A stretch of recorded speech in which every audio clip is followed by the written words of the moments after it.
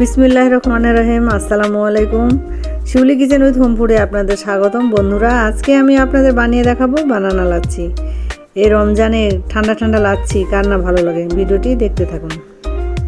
বানানা লাচ্ছি বানানোর জন্য প্রথমে আমি কলা নিয়ে নিয়েছি।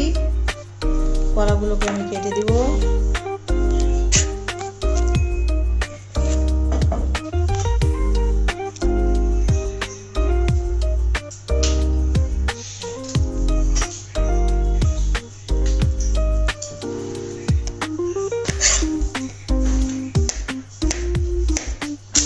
ছোট ছোট করে পিস করে নিলাম।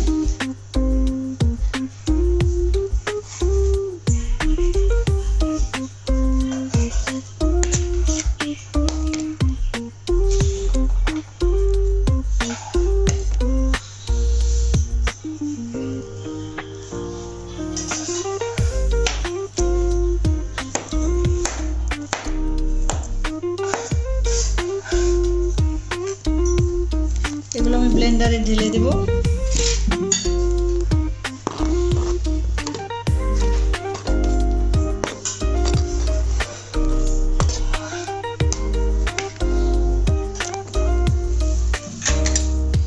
এরপরে আমি দিয়ে দেব 2-4 টেবিল চামচ পরিমাণ টক দই।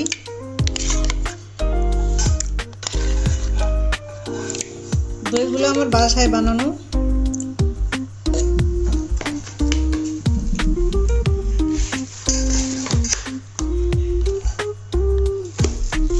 দিব 2 চামচ পরিমাণ চিনি। মিষ্টিটা আপনারা আপনাদের পছন্দ মতো কম বা বেশি করতে পারেন। 2 চামচ পরিমাণ দিব পাউডার দুধ।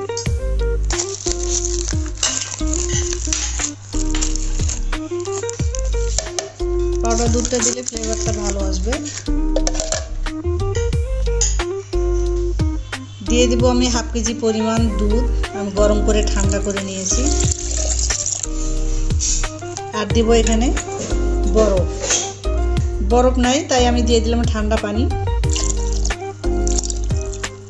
এখন আমি এগুলোকে ভালো করে ব্লেন্ড করে নেব।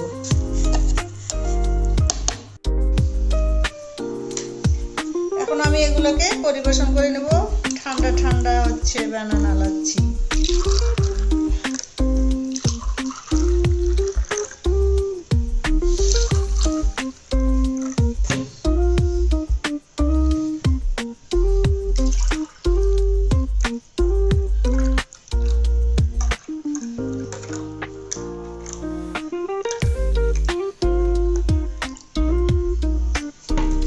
হয়ে গেল আমার বানানা লাচ্ছি।